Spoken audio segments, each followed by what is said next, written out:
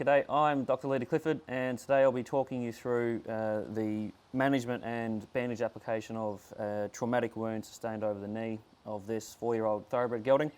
As you can see here, it's directly over the top of the carpal joints, and unfortunately a large section of skin was removed at the time of the incident, enabling us to really only being able to manage this wound through second intention healing and not being able to close it through primary apposition.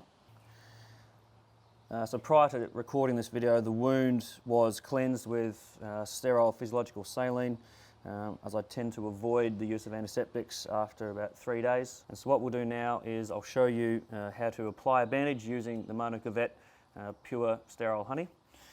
And what I've pre-made was a 10 by 10 centimetre absorbent pad, which will act as the primary layer on this wound, with roughly 30 mils of the honey applied to that contact layer.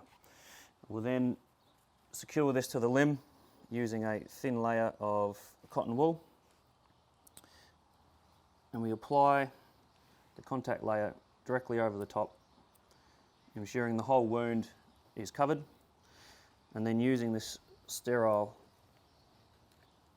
cotton wool to apply it to the limb. The purpose of this thin cotton wool layer is to, one, allow the primary contact layer to be opposed to the wound appropriately, and to make sure it doesn't slip when applying the second layer, and also to reduce the chance of a tendon bow on the back here when applying the bandage. So next, we'll grab our layer of reinforced cotton wool, also called gamgee. We then apply that over the wound.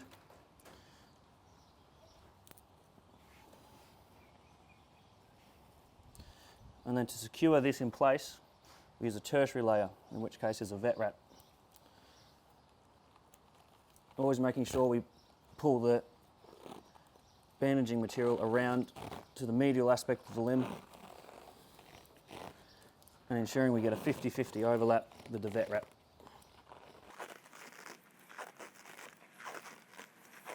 And also making sure that we leave a section of the secondary layer at the bottom without pressure opposed on it, as if you go over this you can cause pressure wounds on the skin.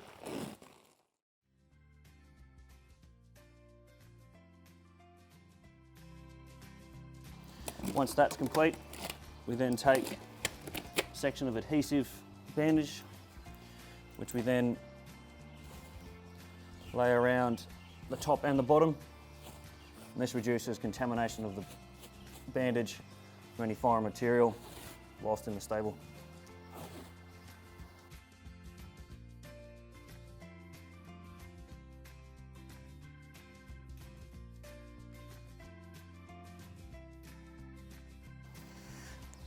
And one final thing we need to do is make a small incision through the tertiary and secondary layers